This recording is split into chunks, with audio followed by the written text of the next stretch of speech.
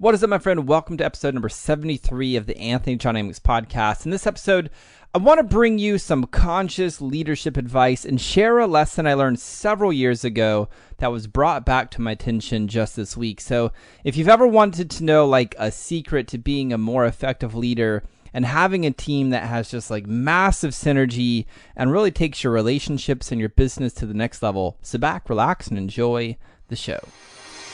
Welcome to the Anthony John Amix podcast, the one and only podcast designed to help you become unstoppable in life and business. My name is Anthony John Amix. My friends call me AJ, and my goal with this podcast is to help you remember who you truly are so you can maintain your center in the chaos, embody your potential, and unlock freedom in your life and business. That being said, let's get into today's show.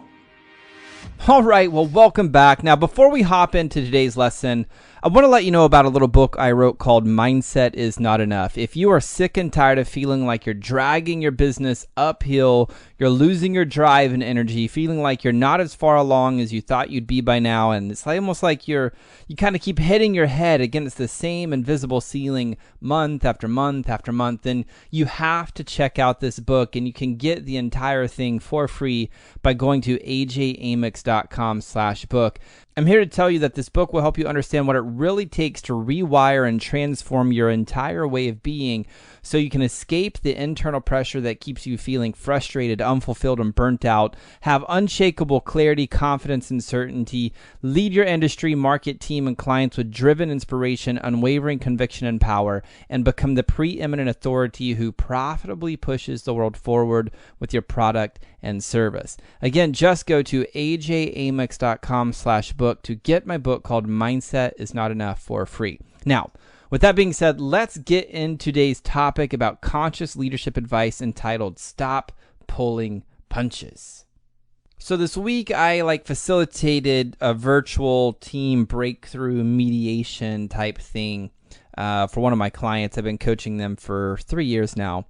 And it was amazing. It was amazing. The client is doing amazing. They're on to do 7 figures this year, and it's partly due to the strategy I've helped them create and develop. And a big, huge piece of it really has to do with the clarity and confidence that I've been able to instill in the leader, and the synergy that we've been able to create with the team.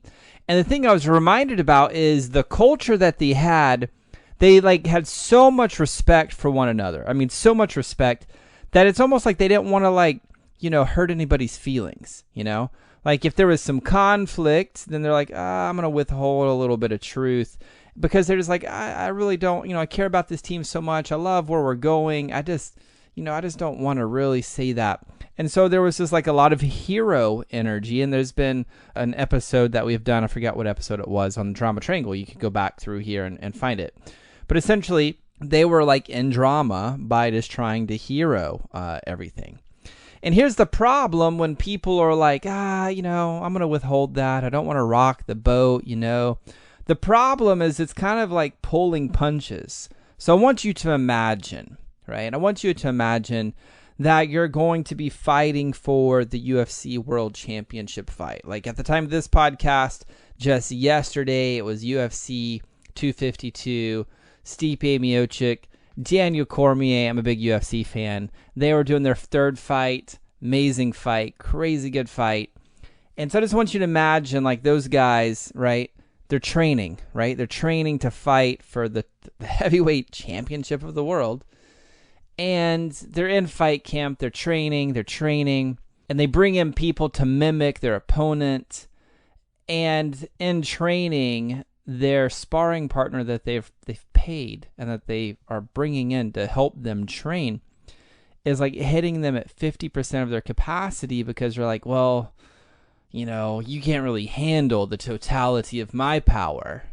If I hit you with everything I could in training, then you would just crumble. How do you think they would feel about that training partner if they knew that their training partner that they brought in to spar was punching, withholding their power? They probably would feel robbed.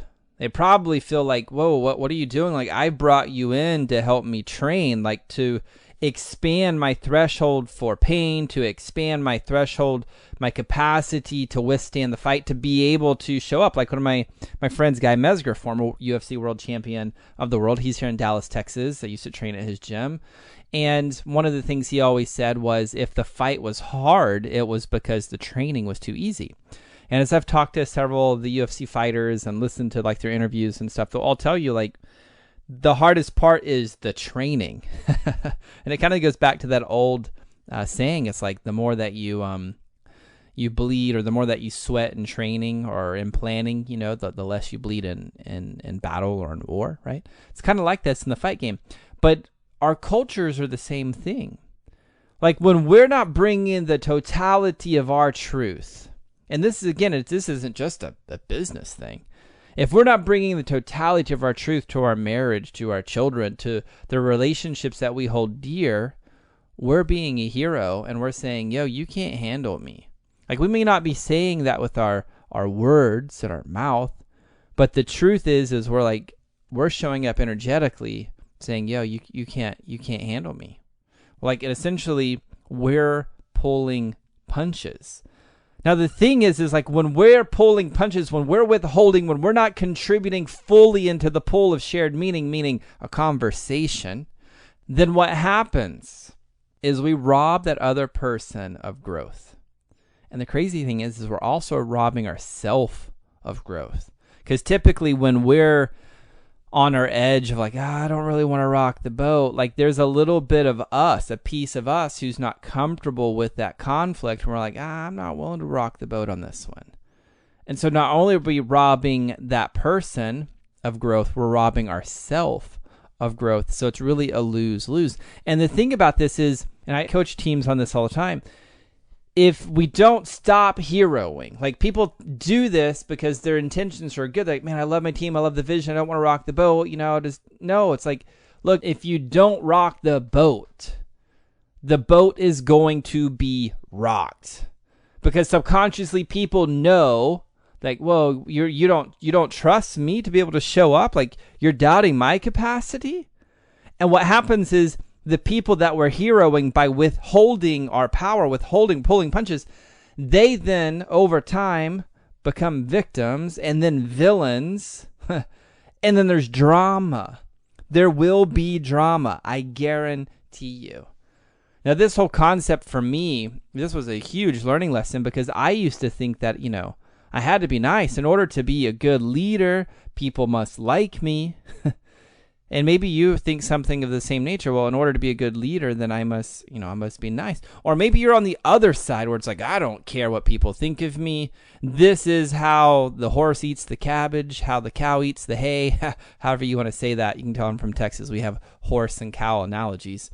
But the whole point is like, there's almost like, on one side of the spectrum, it's like, oh, I'm going to deny my power and I'm going to be nice.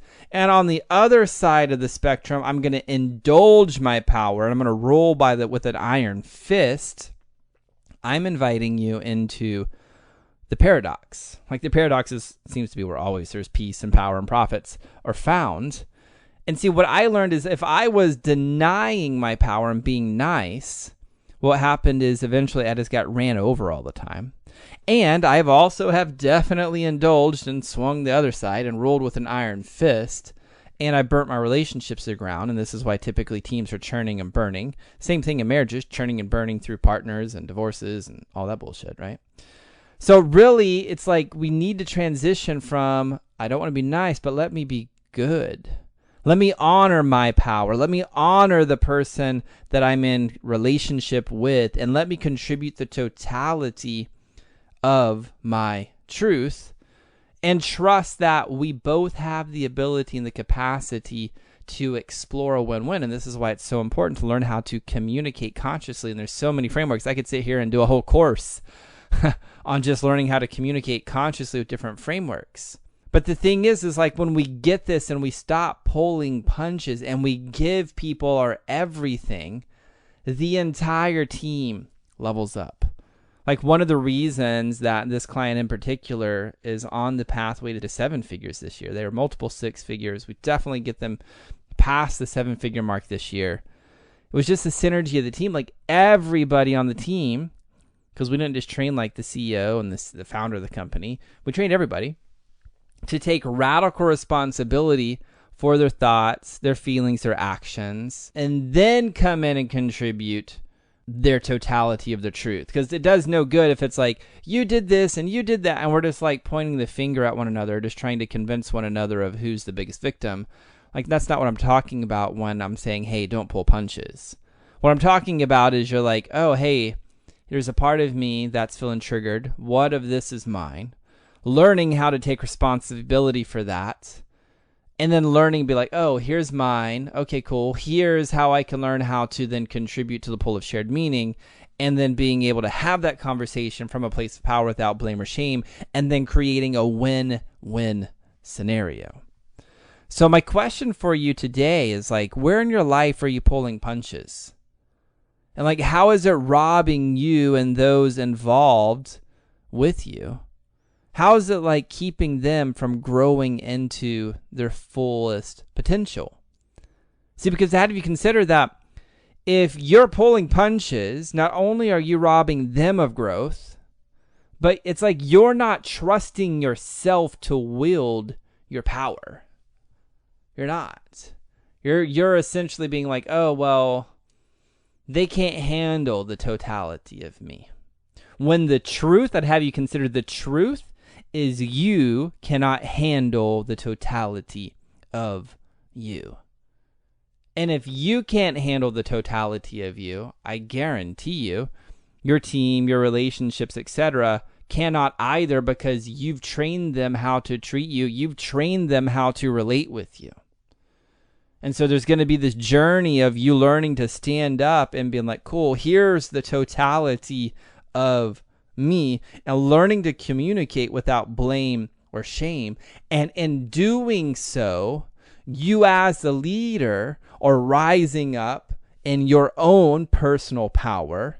And as a result, it holds the space and the capacity for those that you're in relationship with to rise up as well, therefore increasing the overall synergy of your team, of your family, allowing you to actually create bigger results with more ease and more flow all of the time. This is one of the big things I've helped my client do.